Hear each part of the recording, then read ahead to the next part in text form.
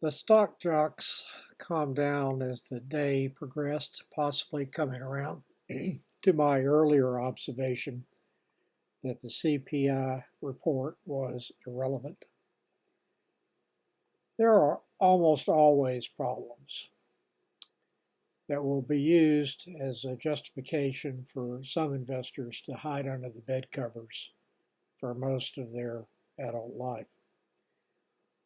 With inflation coming down and cuts in interest rates likely during the course of 2024, those major headwinds for the U.S. economy look now like they're receding and falling to normal levels that are overall benign for the U.S. economy. When my parents married a few days before Pearl Harbor in 1941, shortly after they graduated from Cone High School in Nashville, Tennessee, there was a lot to worry about. 12 years of a depression that severely impacted both of my parents, and an upcoming world war was about to start. It was out of the frying pan for them and into an inferno. I'm not discounting some of the problems that exist now, primarily in the Middle East. I noted that Iran seized an oil tanker earlier today, and the U.S. has launched more attacks on the Iranian-backed Houthis, who are ceaselessly targeting cargo ships in the Red Sea. The most serious long-term economic problem for the United States, in my opinion, is just out of control. And it involves the burgeoning federal debt and deficits. The budget deficit for the first fiscal quarter, which ended on December 31, 2023, was about $510 billion, and the deficit was $1.7 trillion for the fiscal year ending in September 30, 2023. To put that in some perspective, the total debt of the United States was less than $1 trillion in 1980.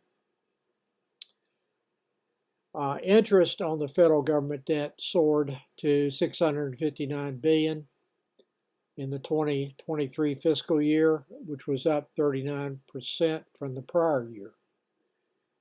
That is a function of both more debt, and much more debt is the new norm, and higher interest rates on that debt.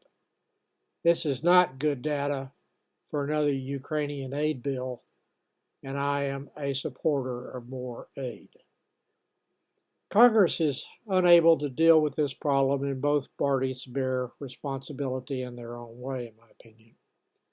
A comprehensive approach is necessary that involves major compromise, as each political tribe accepts cuts to some of their favorite programs, with small increases in the corporate tax rate and possibly some other tax increases.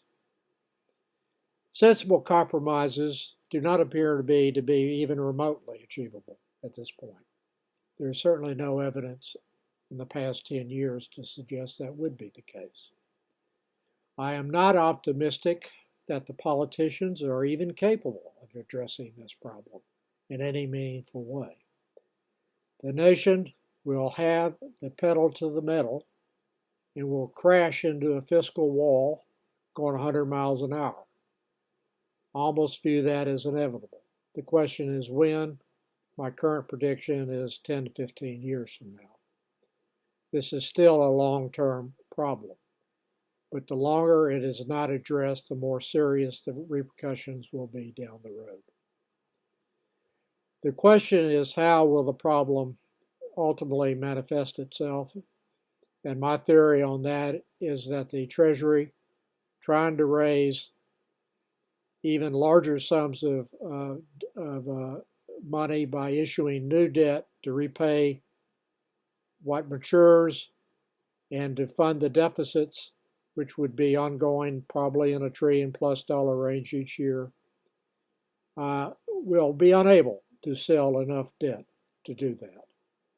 There will be failed treasury auctions where the Fed has no choice but to buy treasuries that cannot be sold.